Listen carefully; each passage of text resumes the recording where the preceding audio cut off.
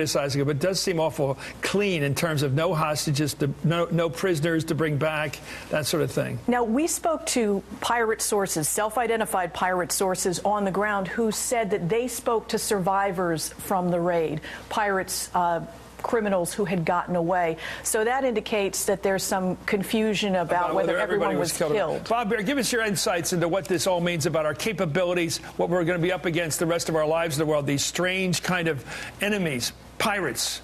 Well, you know, Chris, I think this is the future of warfare. The SEALs are very, very good at this. They've learned in Iraq and Afghanistan.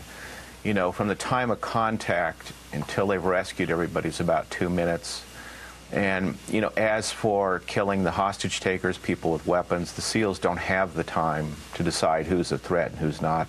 You simply have to go in, and I repeat, they learned this in Afghanistan and Iraq, and you have to shoot everybody with a weapon. There's no putting flex cuffs on. There's no saying throw your hands up. They know exactly what they're doing. They come in with passive goggles. There's no way to detect them. They come in soundlessly. And these guys, remember, have been through this over and over again. That's why they're so good. When I was in the 80s in Beirut, we were sort of tentative about this. We hadn't done a whole lot of rescues. There had Desert One in Iran. We'd lost a bunch of people there. And these two wars have really taken us a long way. And like Desert One, which was the tragedy where we had the burning of it's horrible what happened to those guys, the rescuers, and you had the helicopter crashes and all. What's different? Is there just did we now make a point of having everything we need with some big margin for error? Is that it? Like when we lose a helicopter going to get bin Laden, still carried out successfully, the mission? There's always a risk, but it's just the practice. You know, you can teach this stuff at the SEALs course in San Diego, but it's nothing like actually doing it. And they work as a team as well, and they do it over and over again. There's no group closer in the United States government than the SEALs.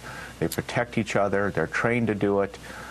They're just good. And, you know, as these parts of the world fall off the political map, like Somalia, as Afghanistan will for a long time, we're going to see a lot more of this.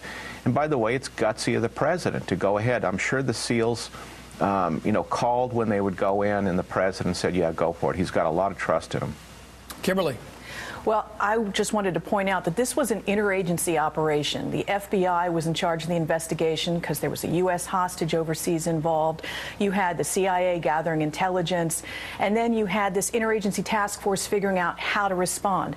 The SEALs got the job because the Horn of Africa is one of their areas of operation. Had it been in Latin America, had it been in other parts of the world, it could have been Delta Force, the U.S. Army's version that also goes in and gets hostages out. So basically the U.S. government takes a look at the target and figures out what tool in the toolbox to use. In this case, it was the SEALs. Last point, Bob, you talked about countries that go off the map, meaning they don't really have governments anymore, Somalia being a horrendous case. There are so many parts of the world now where we're going to have to be our own police force, right? Oh, absolutely. We can't send ground forces, and we remember Black Hawk Down. You simply can't send an army into these areas because they're going to get mowed up, you know, and that's why you got to come into special forces. People can get into an area quickly and get out, and above all, surprise. Well, I pay tribute to the guys who went in there, the men who risked their lives to do this, to save those two lives.